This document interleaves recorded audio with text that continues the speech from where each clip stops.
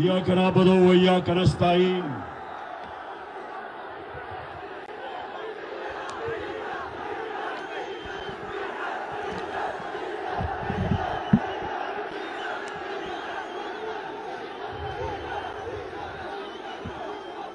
कनक 4 साल पहले मैंने यही जलसा किया और जब मैंने जलसा किया, मैंने जब करक के नौजवानों का जज्बा और जुनून देखा तो मुझे पूरा एतमाद था कि हमारा जो ये नौजवान शायद खटक के इलेक्शन जीत जाएगा। करक, आज मैं आपके पास एक बड़ी वजह से आया हूं। ना करो ये। एक वजह से आया हूं कि हमारे मुल्क में एक बैरूनी साजिश के तहत पाकिस्तान के बड़े बड़े डाकुओं को हमारे ऊपर मुसल्लत किया गया है। और करक, आप वो इलाका है, आप वो लोग हैं जो सबसे ज्यादा ला इलाहा इल्लल्लाह का मतलब समझते हो कि ये दावा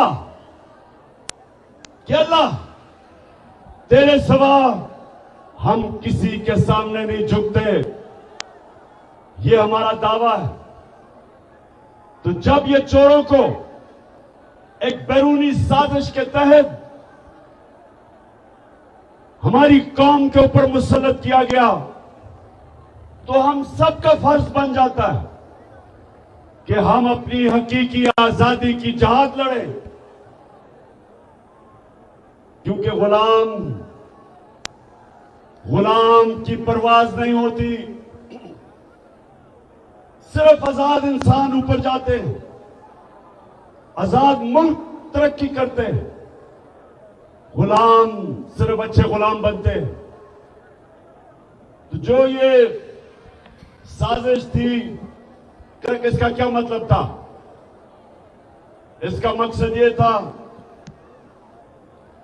कि इनको पुतलों को ऊपर बिठाया जाए जिनकी दौलत मुल्क से बाहर पड़ी है, जिनके बड़े बड़े महलात मुल्क से बाहर हैं, जिनके बैंक अकाउंट मुल्क से बाहर हैं, जिनकी बड़ी बड़ी प्रॉपर्टीज और महलात मुल्क से बाहर हैं। सारा मकसद यह है कि इस तरह के चोरों को कंट्रोल किया जाता है। जिन लोगों ने बाहर से साजिश करके आपके ऊपर मुसल्लत किया, उनको पता है कि ये उनके सारे हुक्म मानेंगे, वो ये बाहर से कंट्रोल होंगे। और करक ये ना भूलें कि यही जरदारी और नवाज शरीफ 10 साल जब ये पावर में थे, 2008 से लेके 18 तक, तो 400 ड्रोन अटैक हुए हमारे मुल्क पे, कबायली इलाके जो यहां से दूर नहीं है। 400 ड्रोन अटैक हुए इन दोनों के, जब ये दोनों हुक्मरानी कर रहे थे। कोई दुनिया में मिसाल नहीं, कोई दुनिया में मिसाल नहीं कि एक मुल्क की आप जंग लड़ रहे हैं, उनके लिए जंग लड़ रहे हैं, उनके लिए उनकी जंग में हम शामिल हैं, और वो ही हमारे मुल्क के ऊपर 400 ड्रोन अटैक करें और मुल्क के हुक्मरान चुप करके एक दफा उनकी मजम्मत ना करें, प्रोटेस्ट ना करें, एहतजाज ना करें, बल्कि उनके साथ मिलके इन्होंने हमारे मुल्क के ऊपर 400 ड्रोन अटैक करवाए, क्योंकि उनके गुलाम हैं, पैसे बाहर पड़े हैं इनके, और जिधर इनके पैसे पड़े हैं वो कंट्रोल करते हैं इनको। इसलिए ये साजिश के तहत इनको हमारे ऊपर मुसल्लत किया गया। और ये जो आए हैं, इनका मकसद मुल्क की ना महंगाई कम करना था, ना मुल्क की तरक्की करवानी थी। इनका सिर्फ एक मकसद था, एक मकसद है। नौजवानों, मुझे बताओ वो क्या है मकसद? क्या मकसद है?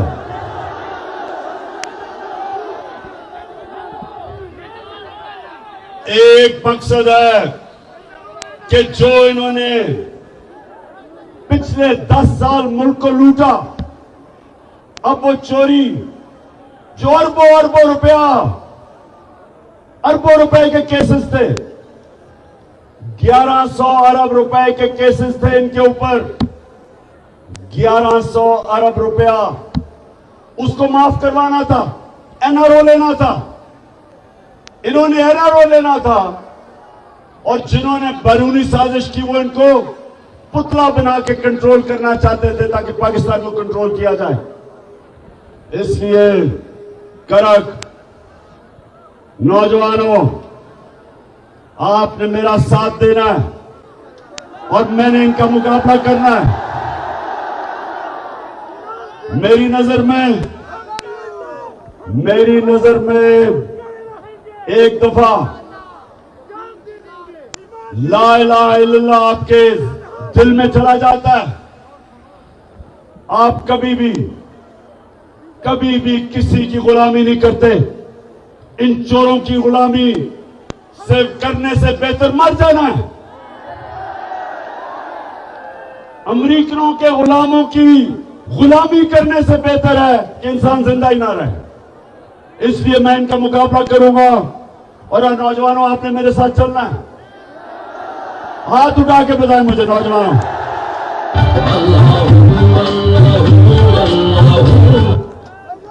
अच्छा, साउंड सिस्टम, हेलो।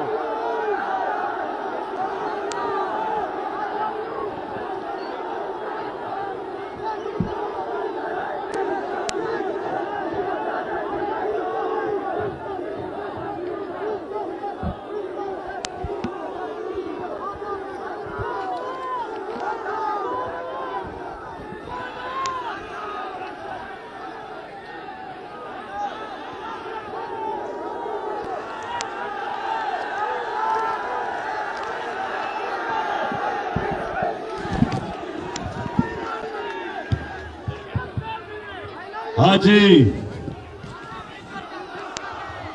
बड़े मौके पे साउंड गया। नीचे आ जाओ, नीचे आ जाओ, गिर जाओगे। अच्छा सुनो, करक।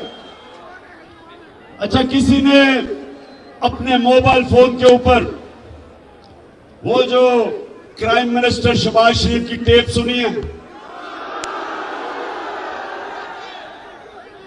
अब ये जरा मैं अपनी कौम को बताना चाहता हूं कि मेरा मौला अल्लाह सच का खुदा है, अल हक है। उसका वादा है कि थोड़ी देर के बाद थोड़ा सब्र करना पड़ता है, लेकिन सच हमेशा सामने आता है। अब वो क्या चीज उसमें टेप में आई? इसमें 3 चीजें खास तौर पे सामने आई। पहली चीज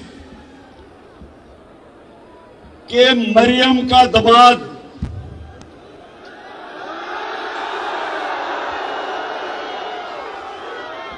आपको मरियम का पता है ना, उसकी जो खास क्वालिटी है, उसकी एक क्वालिटी क्या सबसे ज्यादा? सच नहीं बोला जाता उससे। लंदन तो छोड़ो, पाकिस्तान में भी बेचारी की कोई प्रॉपर्टी नहीं है। अब वो अपने दामाद के लिए, ये जरा गौर से सुने करक, अपने दामाद के लिए हिंदुस्तान से पावर प्लांट की मशीनरी पाकिस्तान इंपोर्ट करवा रही थी, आधी आ गई है और आधी सिफारिश कर रही है कि वो आधी मशीन भी मेरे दामाद के पास ले आओ, क्योंकि उसके पास भी लंदन तो छोड़ो, पाकिस्तान में भी बेचारे के पास कोई प्रॉपर्टी नहीं है। तो इससे दो चीजें सामने आती हैं, एक नाजायज काम कर रही है, आते साथ ही इक्तदार के जरिए जात को फायदा करवाना, इसको करप्शन कहते हैं। नौजवानों, जब भी कोई भी इक्तदार में बैठ के अपने जात को फायदा करवाता है, इसको करप्शन कहते हैं। आप इक्तदार में आके अपनी जात को फायदा नहीं करवा सकते, आप अवाम का फायदा करवाते हैं, अपना नहीं करवाते। तो सबसे पहले तो अपने दामाद का फायदा करवाने के लिए हिंदुस्तान से मशीनरी इंपोर्ट कर रही है। इससे ज्यादा बड़ी चीज कि हमने हिंदुस्तान से तजारत बंद क्यों की थी, मेरी हुकूमत ने की थी। क्यों की थी? क्योंकि हिंदुस्तान ने इंटरनेशनल कानून तोड़ा, यूनाइटेड नेशन सिक्योरिटी काउंसिल की रेजोल्यूशन के खिलाफ जाते हुए कश्मीरियों का जो स्पेशल स्टेटस था, स्टेटहुड, 5 अगस्त 2019 को उन्होंने वो खत्म कर दिया। उन्होंने कश्मीरियों का जो हक था कि वो अपनी जिंदगी का फैसला करें, रेफरेंडम या प्लेबिसाइट के जरिए, ये यूनाइटेड नेशंस सिक्योरिटी काउंसिल ने कश्मीर के लोगों को हक दिया था। ये इंटरनेशनल कम्युनिटी ने कश्मीर के लोगों को हक दिया था कि वो फैसला करें कि वो हिंदुस्तान के साथ रहना चाहते हैं या पाकिस्तान के साथ। तो 2019 5 अगस्त को हिंदुस्तान ने यूनाइटेड नेशंस की सिक्योरिटी काउंसिल की रेजोल्यूशन की खिलाफ वर्जी की और उनका स्टेटहुड ले लिया। तब हमने तजारत बंद की, इसलिए हमने बंद की। अब ये हुकूमत, इंपोर्टेड हुकूमत, अब ये आके कोशिश कर रही है वो तजारत खोलने की, और अभी खुली नहीं है। लेकिन मरियम का दामाद गैर कानूनी तौर पे मशीन हिंदुस्तान से ले रहा। तो सबसे पहले तो ये समझ जाओ, मेरे पाकिस्तानियों समझ जाओ कि इनके लिए इनका खुदा सिर्फ पैसा है, ये ला इलाहा इल्लल्लाह नहीं है। इनके लिए पैसा खुदा है। पैसे के लिए कश्मीरियों का भी, उनकी कुर्बानियों को ये नजरअंदाज कर सकते हैं। उनकी लाख कश्मीरी शहीद हो चुके पिछले 30 साल में, लेकिन इनको नहीं परवाह, क्योंकि इनको सिर्फ पैसा नजर आता है। दूसरी चीज वाज़ेह हो जाए कि इक्तदार में सिर्फ पैसा बनाने आते हैं। जब भी ये इक्तदार में आए, मुल्क के कर्जे बढ़ गए और इनकी दौलत बढ़ गई, मुल्क मकरूज हो गया, ये और इनका सारा खानदान अरबोपति बन गया। और तीसरी चीज से ये भी पता चलती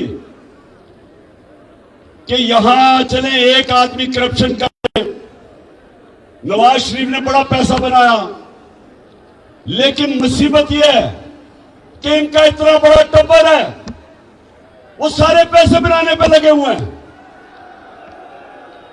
बेटे पैसे बनाने के लिए, दोनों बेटे नवाज शरीफ के आज लंदन में बैठे हैं और कहते हैं हम पाकिस्तान के शहरी नहीं हैं, हम तो बरतानिया के शहरी हैं। तो करे कि क्यों कहते हैं? बताइए क्यों कहते हैं? बाशऊर करे के लोगों बताओ, ये क्यों कहते हैं हम पाकिस्तान के शहरी नहीं हैं?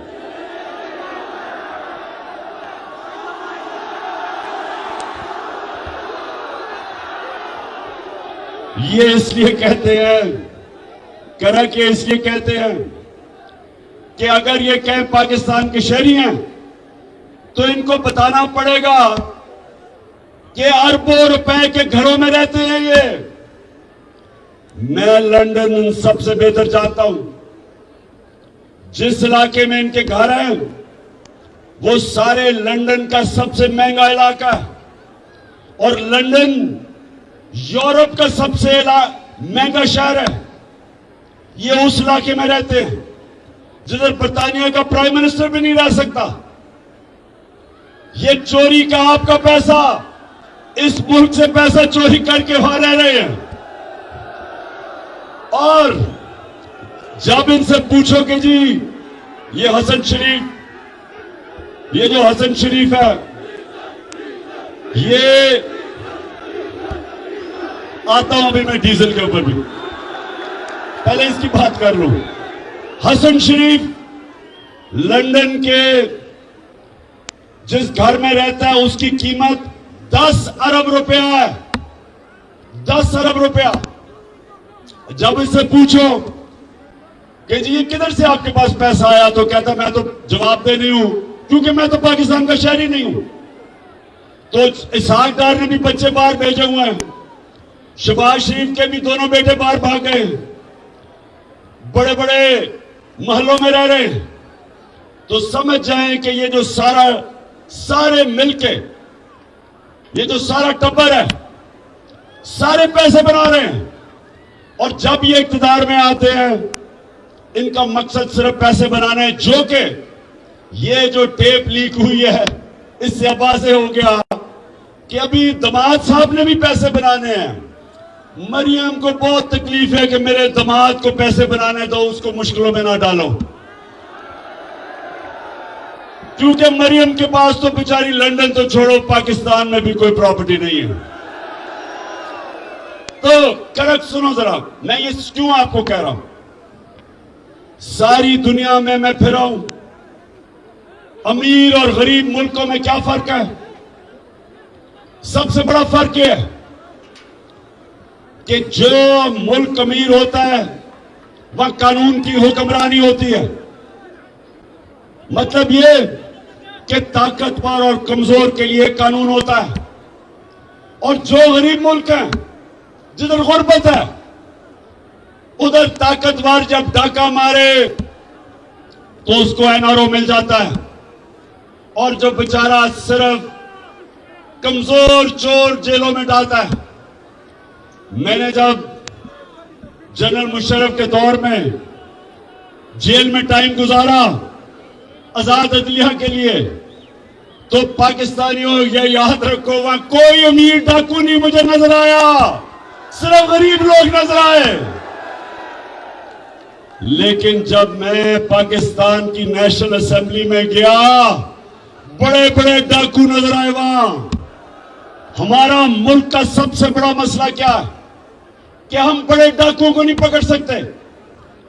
और कड़क मेरे नबी सल्लल्लाहु अलैहि वसल्लम ने कहा था, कड़क के गौर से सुनो, दुनिया का सबसे अजीम इंसान, लीडर, अल्लाह का आखिरी पैगंबर, उसने तब 1500 साल पहले कहा था कि तुम्हारे से पहले बड़ी कौमें तबाह हुई जिधर कमजोर के लिए, वो अगर कमजोर चोरी करे तो जेल में, लेकिन अगर बड़ा ताकतवर आदमी डाका मारे तो वो माशरा उसको पकड़ता नहीं था। यही हो रहा है हमारे साथ। ये सारे जो चोर बैरूनी साजिश के तहत ऊपर बैठ गए, ये आपके सामने, सबके सामने चैलेंज आ गया है। अल्लाह ने हमें हुक्म दिया है कि जुल्म और नाइंसाफी के सामने खड़े हो। अल्लाह का हुक्म है। बस बस बस बस बस ठीक ठीक है, बस बस इमरान खान दे नजर अरमान दे संगम शरीफ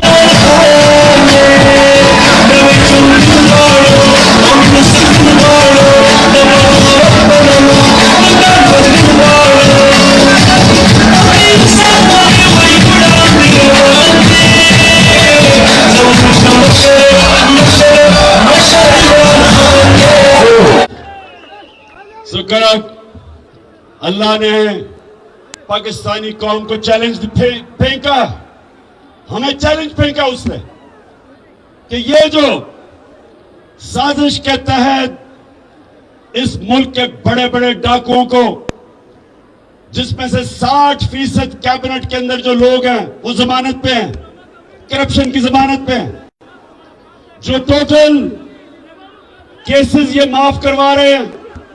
आए आए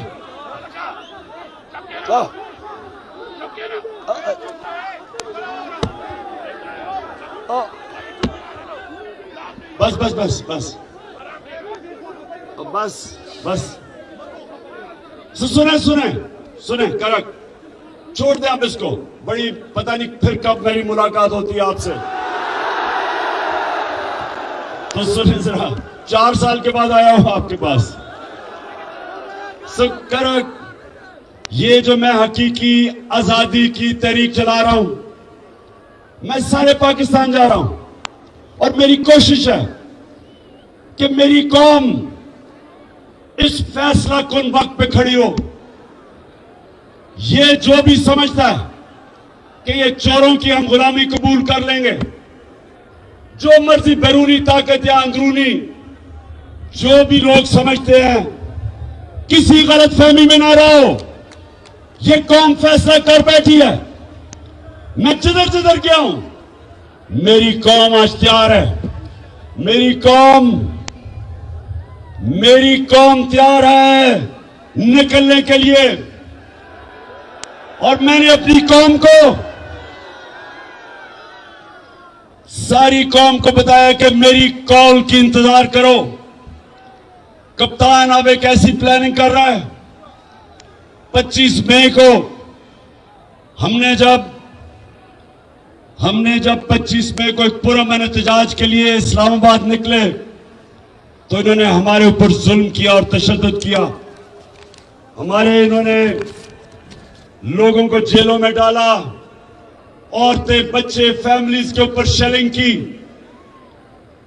इन्होंने रात के 2-2 बजे तक, रात के अंधेरे में घरों के अंदर घुस गए पंजाब में।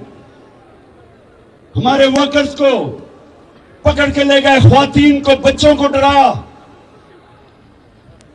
और जिस तरह की शेलिंग की इस्लामाबाद में और लिबर्टी चौक में, लाहौर में, इसकी कोई मिसाल नहीं मिलती कि फैमिलीज के ऊपर उन्होंने शेलिंग की। तो अब मैं तैयारी कर रहा हूं। मेरा प्लान है, वो जो मुजरिम कातिल राना सनाउल्लाह, उसका भी प्लान है, और शहबाज शरीफ का भी, और मेरा भी प्लान है। और इंशाल्लाह आप ये देखेंगे कि ये जो अब हमारी वारदात होगी इस्लामाबाद पे, ये आखिरी होगी और फैसला कौन होगी। लेकिन मैं करक, मेरे नौजवानों जरा सुने, क्योंकि मेरी कौम गैरतमंद है, मेरे लोग तकड़े हैं, हमारी कौम ताकतवर है। हमारे लोग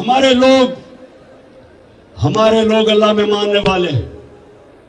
हमारे वो लोग हैं, हर मुश्किल वक्त पे कौम खड़ी हो जाती है।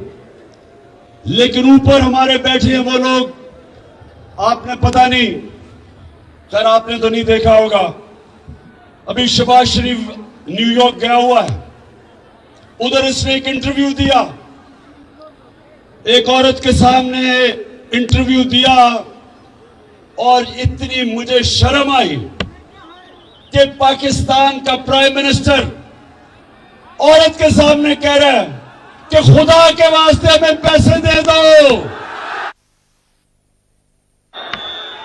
कि पाकिस्तान तबाह हो जाएगा अगर पैसे ना दिए। हम अपने कर्जों की किस्तें वापस नहीं कर सकेंगे। उसको कह रहा है औरत को। मैं देख रहा हूं वो भी घबराई हुई है कि ये क्या कह रहा है। उनका प्राइम मिनिस्टर, वो तो एक टीवी एंकर थी, उसे कहता है कि आप दुनिया को पैगाम दे कि हमारा मुल्क तबाह हो गया और हम कर्जे नहीं वापस कर सकते। मैं इसलिए अपनी कौम के सामने आज ये भी कहना चाहता हूं कि देखें, करके सुने मेरी बात, ये बड़ा इंपॉर्टेंट है आपके लिए। कभी भी कौम भीख मांग के, कभी भी कौम भीख मांग के ऊपर नहीं आई। कभी भी कौम अपनी गैरत मिट्टी में मिला के ऊपर नहीं आई।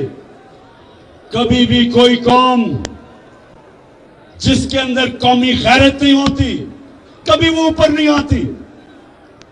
आज तक अगर हम कर्जे लेके और दुनिया के सामने भीख मांग के, एड लेके अगर हमें तरक्की करनी होती तो अब तक कर चुके होते।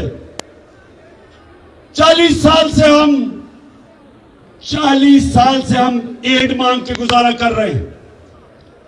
जब अफगान जहाद हुई तो जब पाकिस्तान ने उनकी मदद की, या पाकिस्तान ने कहा कि हम जहाद में शिरकत करते हैं, तो ये याद रखें कि हमारे तब सरबराह ने पैसे मांगे कि हमें पैसे कितना में दोगे।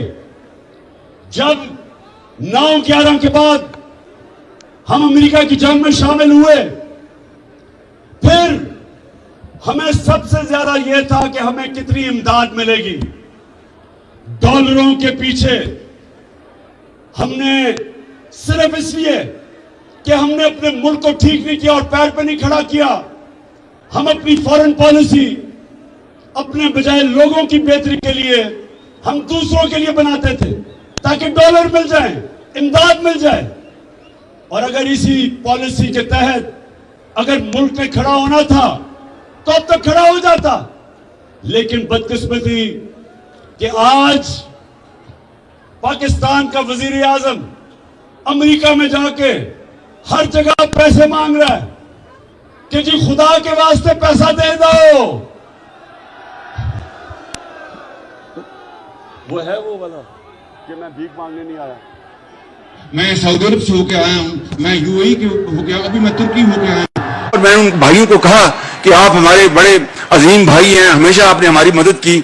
और मैंने यही कहा, जब मैं आया हूं तो आप समझे मांगने की शायद मांगने आया, मैं नहीं आया, लेकिन मजबूरी है। और जिस तरह माजी में 75 साल में आपने हमारा हाथ बटाया है, कुछ ऐसा आप हाथ बटाने का मैं वादा करता हूं कि इंशाअल्लाह हम पूरी कौम हम मिलकर दिन रात मेहनत करेंगे, पसीना गलाएंगे, अपने पांव पे खड़े।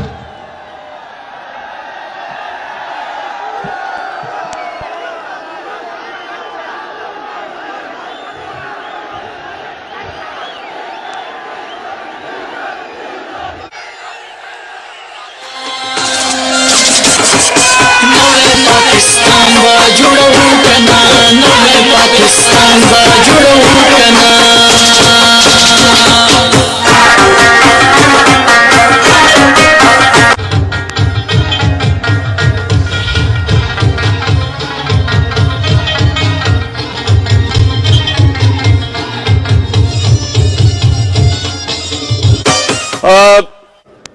कहता 75 साल से आप हमारी मदद कर रहे हैं। मैं मांगने नहीं आया, लेकिन मजबूरी है। आप इधर से निकल जाएं, कोई भी आपको मांगने वाला मिलेगा, वो सारे कहेंगे कि जी मैं बड़ी मजबूरी है घर में, इसलिए मैं मांगने आया हूं। तो मेरे घर के नौजवानों, मैं सिर्फ आपके लिए, नौजवानों के लिए खास तौर पे, कि देखिए कौम कैसे खड़ी होती है। खुददारी से कौम फैसला करती है कि हमने अपने जोर पे हम अपनी दौलत में इजाफा करेंगे और मुश्किल वक्त में खर्चे कम करेंगे। जिस तरह एक घर होता है, एक घर में मुश्किल वक्त आ जाता है, घर पे कर्जे चढ़ जाते हैं, तो वो घर क्या करता है? सारे घर के अफराद मेहनत करते हैं, मजदूरी करते हैं, सब पैसा इकट्ठा करते हैं, खर्चे कम करते हैं और फिर अपनी आमदनी बढ़ा के अपने पैर पे खड़े हो जाते हैं। लेकिन अगर एक घर के लोग बार बार जाके लोगों के सामने भीख मांगते रहें और अपने पैर पे ना खड़े हो, वो अपनी इज्जत भी गवा देते हैं, अपनी आजादी भी गवा देते हैं और अपनी अपनी गैरत भी गवा देते। इसलिए जो पाकिस्तान हम चाहते हैं, यहां से तो कोई लौटा नहीं हुआ यहां। अच्छा, कौन लौटा हुआ था पख्तूनख्वा से?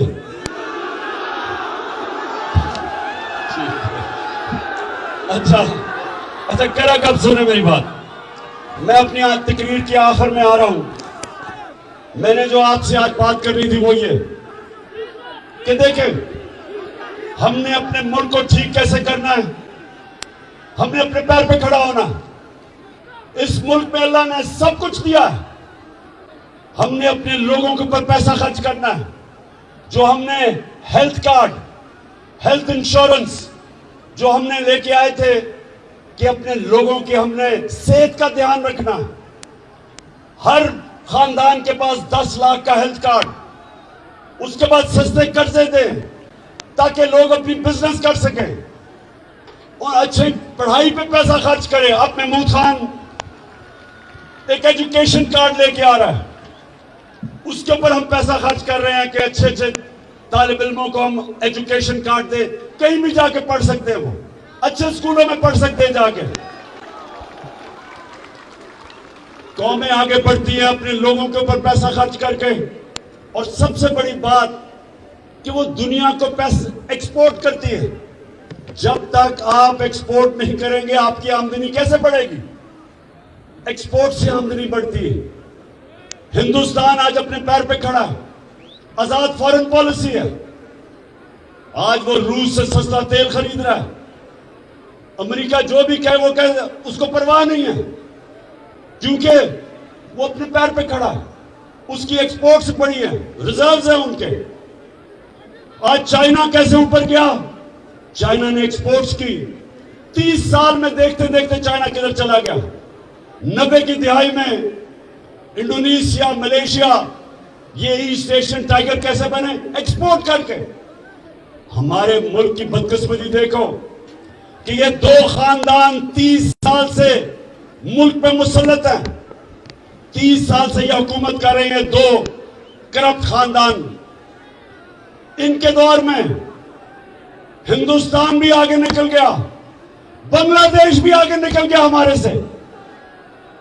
वो बांग्लादेश जो एक वक्त पे हम अपने ऊपर बोझ समझते थे जब वो ईस्ट पाकिस्तान था, वो भी आगे निकल गया, क्योंकि हमने कभी आगे का सोचा नहीं। कभी हमने आमदनी बढ़ाने का नहीं सोचा।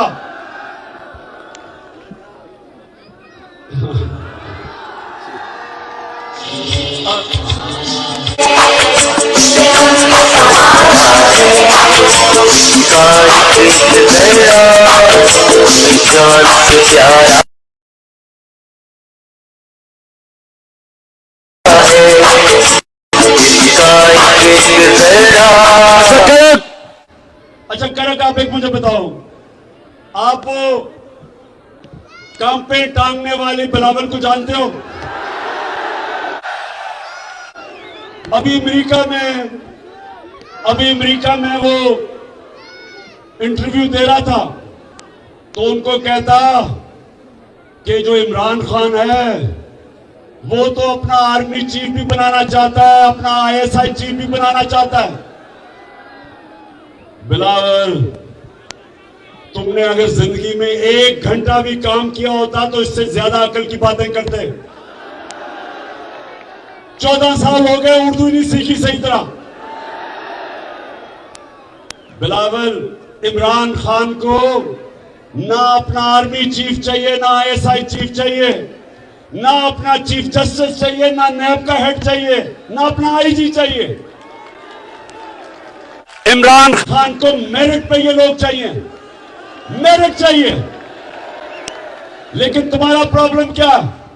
बिलावल, जो तुम्हारा बाप जरदारी, उसको मेरिट के मतलब ही नहीं पता। अगर उसको मेरिट का मतलब पता होता तो आज तुम्हारी जगह इत्तेजाज आसन को लगाया होता,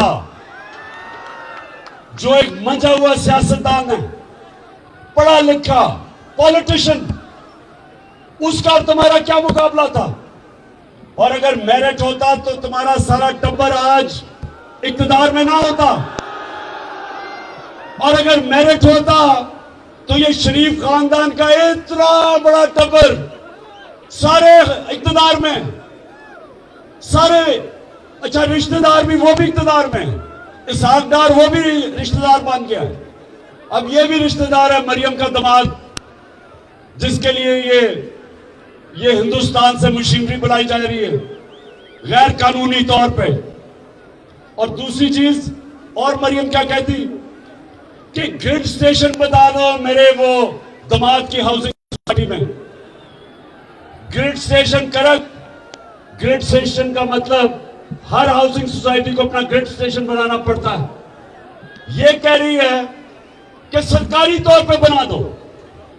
सरकारी तौर का मतलब कि आपके टैक्स के पैसे से बना दो।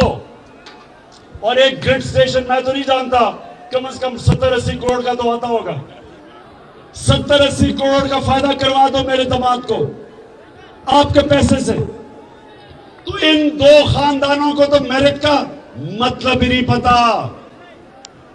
मेरिट, आज तक 10 साल पाकिस्तान का कप्तान रहा हूं, किसी टीम से पूछो कि मेरिट के ऊपर सिलेक्शन इमरान खान करता था या नहीं। शौकत खाना में पूछो, इंटरनेशनल स्टैंडर्ड का अस्पताल है, क्या मेरे कोई रिश्तेदार है वहां? नमल यूनिवर्सिटी देखो, मेरिट पे चलती है। आज तक कोई इदारा दुनिया में मेरिट के अलावा नहीं कामयाब होता। और ये दो खानदान, इनको मेरिट का मतलब नहीं पता। और इंशाअल्लाह हम सारे मिलकर इस मुल्क पे इलेक्शन की तरफ जाएंगे और इन इलेक्शन के बाद हमेशा के लिए ये जो दो माफिया, जरदारी माफिया और शरीफ माफिया, इंशाअल्लाह हमेशा के लिए इनको पाकिस्तान की पॉलिटिक्स से इलेक्शन के बाद शिकस्त देंगे, इलेक्शन से शिकस्त देंगे।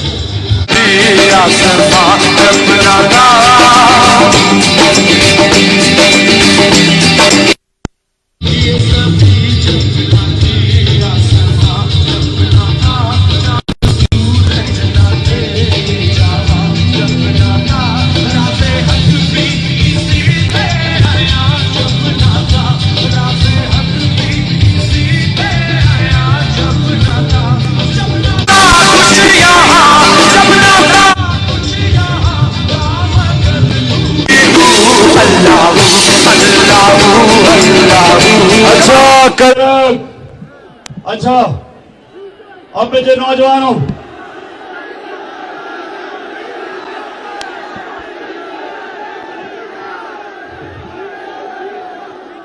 अच्छा मेरा प्लान क्या है इस इलेक्शन में? मुझे 3 विकेट नजर आ रही हैं, 3। एक है बड़ी मुल्क की बीमारी जरदारी, एक है चेरी ब्लॉसम शहबाज शरीफ। क्योंकि शहबाज शरीफ की खासियत पता क्या है? वो जब बूट देखता है वो पॉलिश करने शुरू कर देता है।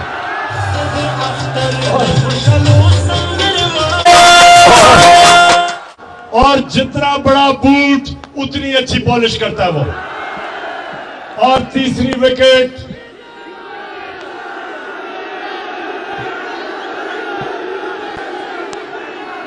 बड़ी देर से मैं देख रहा हूं इस तीसरी विकेट की तरफ भी, और ये बीच वाली विकेट है। और इंशाल्लाह इसके लिए वो जो मैंने इन स्विंगिंग यॉर्कर तैयार किया हुआ है, देर करके स्विंग करेगा लेकिन बीच वाली विकेट इंशाल्लाह लेके जाएगा। अब फजल रहमान ने किया क्या? आते साथ ही अपने बेटे को उस मिनिस्ट्री पे बिठाया है, NHA पे, जिधर सबसे ज्यादा पैसा बनता है। मैंने कहा फजल रहमान कम से कम चलो कोई दीनी काम ही करके चले जाओ। कोई जो हमने इतनी मेहनत से रहमतुल आलमीन अथॉरिटी बनाई थी, हमने बड़े बड़े दानिशवर और स्कॉलर्स को बिठा के एक रहमतुल आलमीन अथॉरिटी बनाई थी। वो क्यों? क्योंकि मैं चाहता था कि मेरी कौम को मेरे नबी सल्लल्लाहु अलैहि वसल्लम की जिंदगी का पता हो। स्कूलों में बच्चे पढ़ें ताकि उनके कैरेक्टर उठे, ताकि वो मेरी नबी सल्लल्लाहु अलैहि वसल्लम की जिंदगी से सीखे, उनकी सीरत से। इसलिए हमने अथॉरिटी बनाई थी कि लोगों का कैरेक्टर हो। मुसलमान तो तब है जब वो नबी के रास्ते पे चलता है, और नबी का रास्ता वो है जो इंसान की अजमत का रास्ता है। जब आप नमाज पढ़ते हैं तो आप सिर्फ एक चीज अल्लाह से मांगते हैं, करेंगे एक चीज मांगते हो अल्लाह से कि अल्लाह उनके रास्ते पे लगा जिनको तूने नेमतें बख्शी हैं। तो सबसे ज्यादा नेमतें अल्लाह ने किसको बख्शी हैं? किसको बख्शी हैं? हमारे नबी सल्लल्लाहु अलैहि वसल्लम को। हम उनका रास्ता मांगते हैं, और इसलिए हमने ये अथॉरिटी बनाई थी ताकि मेरे बच्चों को, मेरे नौजवानों को पता चले कि दुनिया की तारीख का कितना बड़ा इनकलाब आया था मदीना में। दुनिया की तारीख का सबसे बड़ा इनकलाब आया था, जिधर वो इंसान जिनकी कोई हैसियत नहीं थी, मेरे नबी सल्लल्लाहु अलैहि वसल्लम ने उनको दुनिया के लीडर्स बना दिया। दुनिया की इमामत की उन्होंने। 2 सुपर पावर्स उनके सामने घुटने टेक गई। ये तारीख का हिस्सा है, और इसलिए अल्लाह हमें कहता है कि उनकी जिंदगी से सीखो। और इसलिए मैंने रहमतुल आलमीन अथॉरिटी बनाई ताकि स्कॉलर्स हमारे बच्चों का निसाब उसमें सीरत नबी सिखाएं, ताकि हमारे नौजवानों को पता हो कि वो इनकलाब क्या था, कैसे उन्होंने ज़ेन बदल दिए। फिक्री इनकलाब था कि इंसान बदल गए।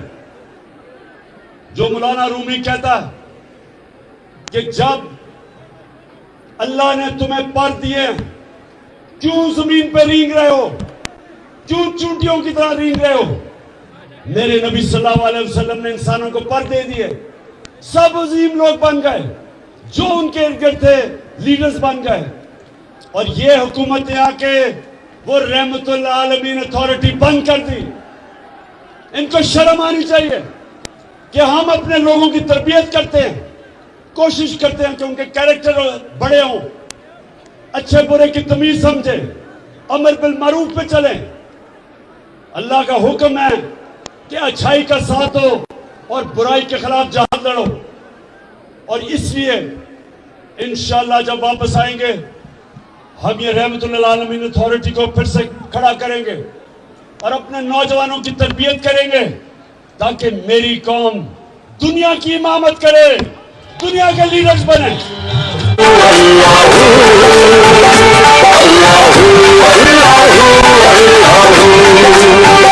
ये सभी जब न थी, ये जहां जब न था, ये सभी जब न थी, ये जहां जब न था, ये सभी करक मैं आपके जज्बा और जुनून को आज सलाम करता हूं। माशाअल्लाह, इस दोपहर की गर्मी में जिस तरह आपने, जिस शऊर से आपने मेरी बात सुनी, मैं अभी भी याद कर रहा हूं कि 4 साल पहले भी मैं आया था, तब भी मुझे एक बाशऊर करक के नौजवान नजर आए थे, और आज भी मुझे नजर आए हैं। मैं आपका शुक्रिया अदा भी करता हूं, आपको सलाम करता हूं। अल्लाह अल्लाह अल्लाह।